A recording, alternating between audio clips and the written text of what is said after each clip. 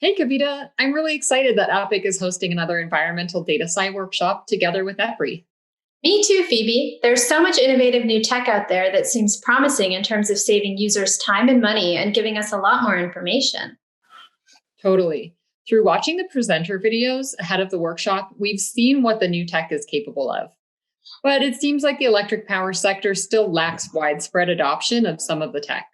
Yeah, I think that's what we've seen in the research we've done on this with EPRI. I think we have a pretty good idea of which are the most significant barriers, but it will be interesting to see if we hear more evidence of those being an issue for the people attending the workshop. Maybe we'll hear of some new barriers we didn't discover during our research over the past several months. Yeah, so let's talk for a few minutes about some of the things we learned in our research and about what we hope to learn from the presentations and discussions during the workshop. Well, I think we saw that cost is a pretty big concern. This came up a lot in our interviews for the barriers paper. We heard a lot about R&D costs for new tech and even costs for adapting tech to needs in the field. It was interesting to consider the costs associated with flying drones or planes to capture high-resolution imagery and the problems that can come up. It sounds like smaller utilities can find these cost barriers to be pretty high. Yeah, cost is a big one, but it's interesting how at the same time, new tech can lead to cost savings, like with remote sensing and LiDAR for vegetation management on rights of way. These evolving technologies are really giving utilities more detailed data across larger areas at lower cost. And remote sensing of species means cutting some of the costs of sending scientists out into the field to figure out if a particular species is there. That's right.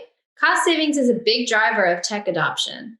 But another challenge that can also drive up cost is data collection and curation. If data tech methods are going to work, we really need piles of good data that are complete and comprehensive. And it's sort of a garbage in, garbage out type deal. If the underlying data aren't high quality, you won't have a good output. At the same time, too much data that isn't high quality can be pretty costly to sort out. And when you're dealing with a lot of data, there are often concerns about security and privacy. And in large utility sectors, that can be concerning because the infrastructure is essential as well as potentially vulnerable. On another note, through our interviews, you and I both heard about how regulations can get in the way of using new data technology for compliance purposes. Permits often come with their own prescribed sampling methods and gear requirements, and this creates a barrier to getting new methods and approaches approved. Yeah, that's right. But at the same time, it's often the regulations that incentivize utilities to try new data tech methods.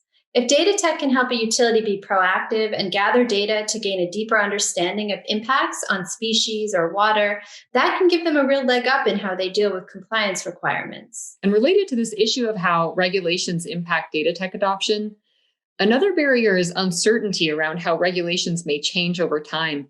Sometimes guidelines are in flux and they can change with changes in government administration.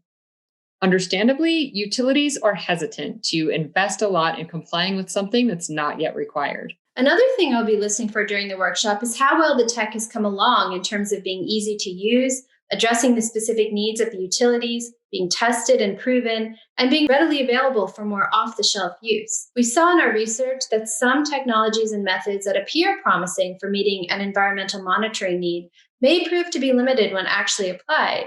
Species are a particularly tricky area because there are so many variables.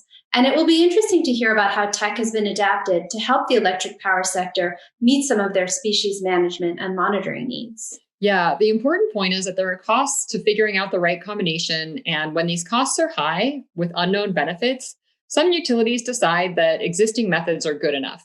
It seems that partnerships and pilots can be really helpful to overcome some of these barriers. And I think we're going to hear about some good examples of partnerships and pilots during the workshop. I hope so. It's understandable, though, that with some of the unknowns about the technology, people might be uncomfortable about adopting new tech. Psychological barriers are another barrier we identified through our research and are no small thing. People can be resistant to change, lack confidence in what the new tech is saying is true, and be risk averse. People get comfortable with the status quo, whether it's staff who are accustomed to using pen and paper rather than tablets, or regulators who aren't ready to learn a new system. Well, it will certainly take some time to overcome a bunch of these barriers. And hopefully gatherings like the Environmental Data Sci Workshop will help people talk through some of the challenges they face and also learn more about the technologies so they can make more informed decisions about data tech adoption. Well, I'm really looking forward to attending the workshop. I'll see you there. Me too. See you there.